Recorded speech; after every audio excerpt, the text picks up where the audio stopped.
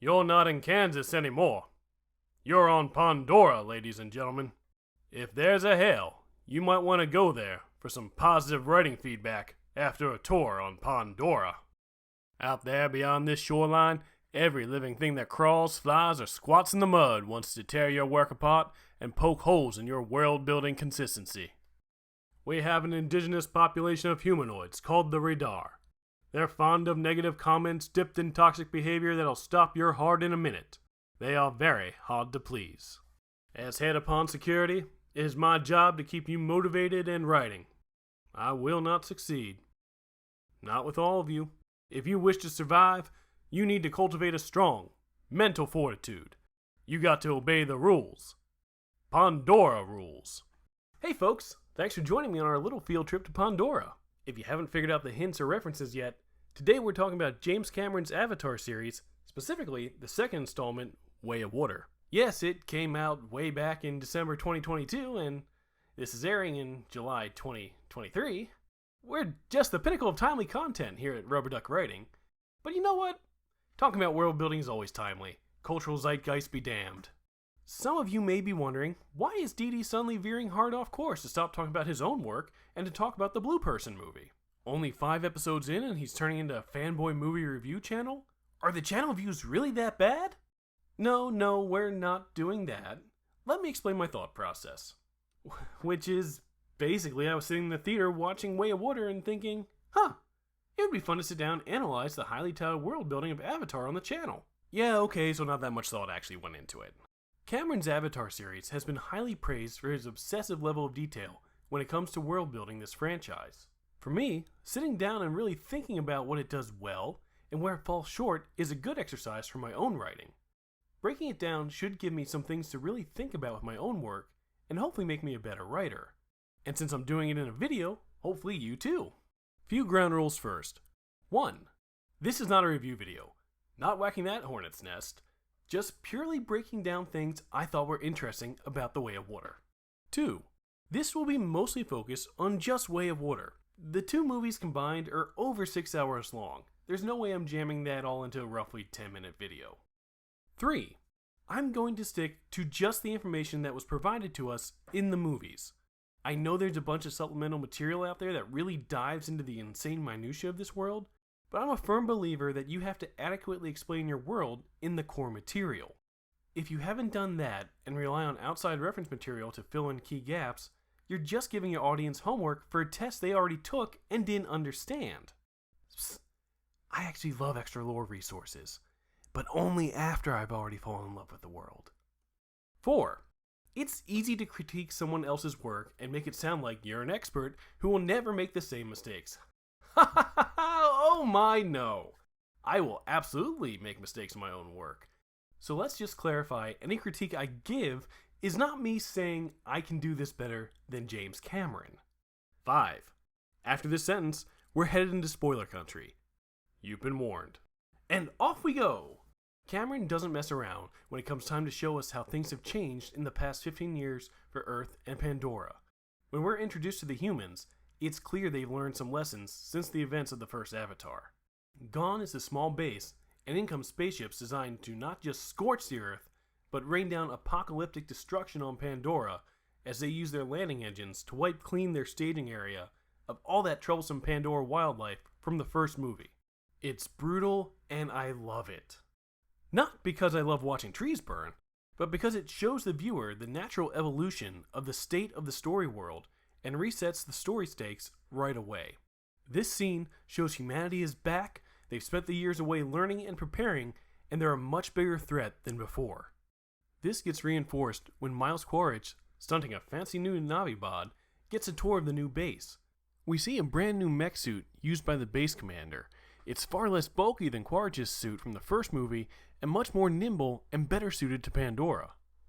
Side note, Cameron loves setting up mechs for later use, doesn't he? Can we call that a mech obs gun?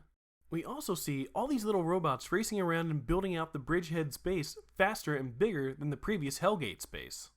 All these background visual details help to show the viewer how humanity is adapting to the lessons learned without forcing exposition down our throats. There's one other detail the base's commander mentions. Bridgehead is meant to be the start of resettling Earth's population to Pandora. And not just that, but that Earth is a dying world. It's a short line, but it adds so much to the world building. Not only have the stakes been raised on Pandora, but we also get a hint at the state of Earth too, and it puts that little nugget of mystery in our head to ask what's going on back there to make humans so desperate. Praise out of the way, gripe time. First up, it's been 15 years, and the humans did nothing to redesign the critical weakness of the gunships, those glass cockpits. Neytiri is just sniping those pilots like it's nothing, and down goes the ship. After the first time, maybe add an armored cockpit with cameras to see through, or an autopilot that returns that expensive-looking machine to base when it doesn't receive control from the pilot, like a modern-day hobby drone. Also, the humans are transporting Navi-sized weapons and Stinger missiles, almost like saying, please steal our weapons and kill us with them.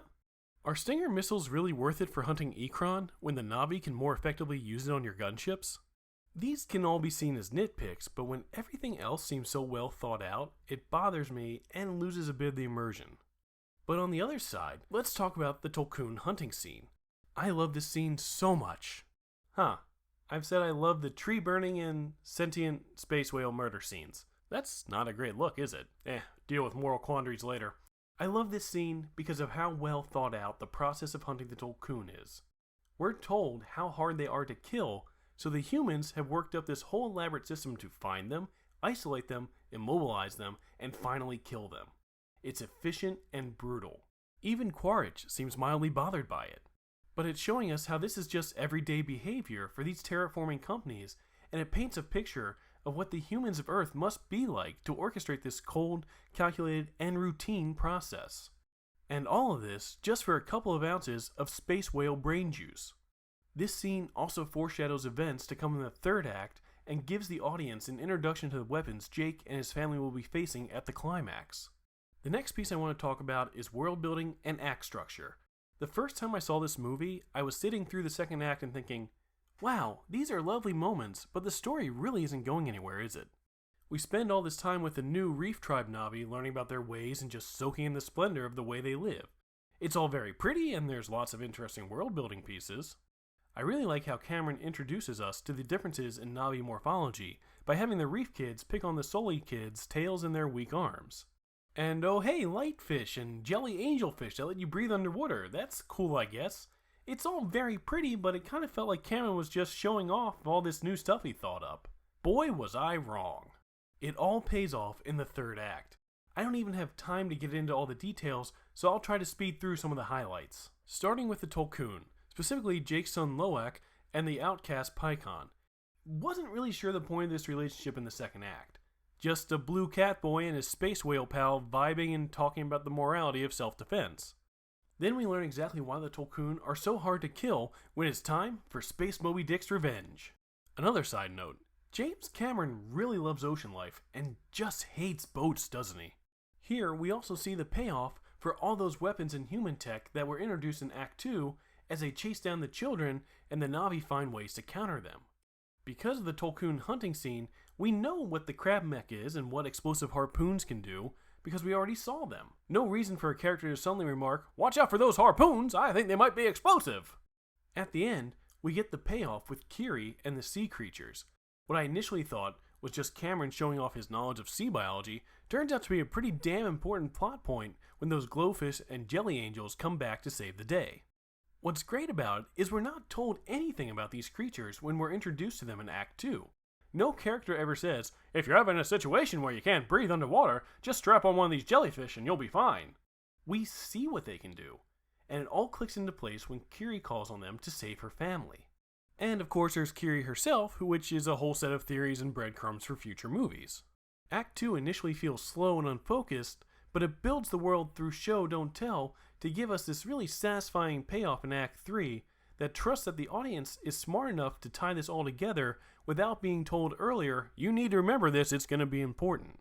Before I move on from the climax, I want to take a moment to talk about plot contrivance and world rules.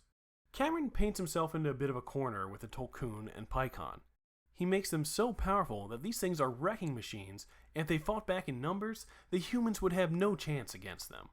But he's also aware of this, and we get this whole part about the Tolkien way and exposition that long ago, the Tolkien decided any violence is wrong. How convenient for the plot. I do think this is a lame excuse to make the space whales vulnerable, but to Cameron's credit, his explanation is better than no explanation at all. At least he realized the power mismatch was a problem and addressed it. Even though it feels like a useful excuse, it's still better than just being a plot hole, so kudos to him for heading that off early. And one of the main themes, is violence justified for self-defense, also nicely dovetails with a dilemma that Jake Sully is having about fighting back to protect his family. The last main point I want to spend some time on is the subject of the Na'vi and cultural appropriation. This isn't going to be a detailed discussion. I'm not qualified or well informed enough to give the topic the deep discussion it deserves. But I do have an interest in it from a writing perspective and what we can learn from Avatar's example when it comes time to build our own cultures and how we can do better. It's almost painfully apparent Cameron takes inspiration for Na'vi culture from Native American tribes. Cameron himself even mentions the Lakota people and their treatment by the American government as a key source. And yet, the inspiration Cameron takes isn't real. He's using a romanticized version of events. It's the stripped-down view that every Native American, or Na'vi, is in tune with nature and worships the land, and is a proud, noble warrior and uses every part of the space buffalo. This just wasn't the case. It was a fiction created after the American Indian Wars. Native American culture was much more varied and nuanced, especially across tribes. It's also potentially harmful to those real-world people. I'm going to avoid going into depth on Native American culture. I'm not an expert in it, nor have I lived that experience. But, as a storyteller, it's just so apparent that the Na'vi are more of this revisionist romanticism. And honestly, it's lazy and uses the audience's familiarity with the Cowboys versus Indians trope to cut corners. Now, the ocean version of the Na'vi are somewhat improved. There's clearly some Polynesian aesthetics at play, but also some more whimsical mermaid themes. And it's mixed with some of the Na'vi cultural beliefs that we've already been introduced to. They're starting to feel more like their own culture group. This is one duck's opinion, but they feel more unique to me because they're drawing on different inspirations, instead of just one stereotype audiences have seen dozens of times. In some future episode, I'll get more into philosophies of designing fictional culture groups. But for now, here are some quick takeaways from Avatar. Relying on stereotypes is transparent and harmful to the groups impacted by those real-world preconceptions. Relying on stereotypes for cultures is boring, lazy, and assumes the audience is already familiar with them. Blending elements from different cultures can be a useful way to not have to reinvent the wheel, but also shape a culture that feels more unique to your world. Okay, speed run through these last few things I thought were cool from a world building perspective. Quaritch's team having the Project Phoenix vests on. All the set-tops livery on the whaling ships denoting a new faction of the human corporations. Subtle use of the Na'vi bodies having to occasionally take little puffs of Pandora air when they're in human environments. These are just nice little background pieces that don't get much attention, but help the world feel more alive and like a real place with its own history and rules. And that wraps up about all I have time for. Even if you're not a fan of the Avatar series, I do think it's worth taking the time to check out The Way of Water if you're into world building. I don't think it's the masterclass it's sometimes portrayed to be. It has things it excels at, like in biology, and places where it's weak, like history and culture. But we can learn from the good and the bad in any story and use it to improve our own work. Oh hey, would you look at the time? I have to go now. Pond World needs me. Quack.